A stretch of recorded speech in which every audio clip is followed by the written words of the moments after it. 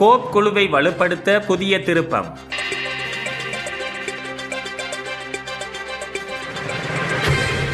கோப் எனப்படும் அரசாங்க பொறுப்பு முயற்சிகள் பற்றிய குழுவில் வெளிவரும் பாரதூரமான நிதி மோசடிகள் அல்லது ஊழல்களுக்கு எதிரான சட்ட ரீதியான நடவடிக்கை எடுப்பது தொடர்பான நிலையியற் கட்டளையில் திருத்தத்தை மேற்கொள்வதற்கான தீர்மானம் நேற்று பாராளுமன்றத்தில் முன்வைக்கப்பட்டது. அரசாங்க பொறுப்பு முயற்சிகள் பற்றிய குழுவின் தலைவர் பாராளுமன்ற உறுப்பினர் வைத்தியர் நிஷாந்த சமரவீரவினால் இந்த திருத்தம் முன்வைக்கப்பட்டுள்ளது.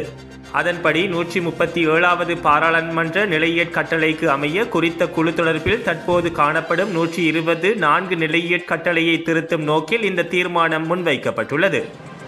கணக்காய்வாளர் தலைமை அதிபதியினால் அரசாங்க பொறுப்பு முயற்சிகள் பற்றிய குழுவுக்கு சமர்ப்பிக்கப்படுகின்ற அறிக்கைகளை பரிசீலிக்கும் போது பாரதூரமான நிதி மோசடிகள் அல்லது ஊழல்கள் இடம்பெற்றுள்ளதாக குழு தீர்மானிக்குமானால் அதற்கான சட்ட நடவடிக்கைகளை மேற்கொள்வதற்கு இது வாய்ப்பாக அமைகின்றது.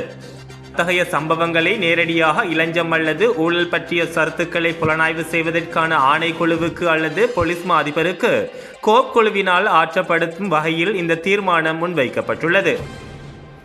இதற்கு அமைய குறித்த தீர்மானத்தை ஆராய்வதற்காக நிலையியற் கட்டளைகள் பற்றிய குழுவுக்கு ஆற்றுப்படுத்தப்பட்டு எதிர்கால நடவடிக்கை எடுக்கப்பட உள்ளது.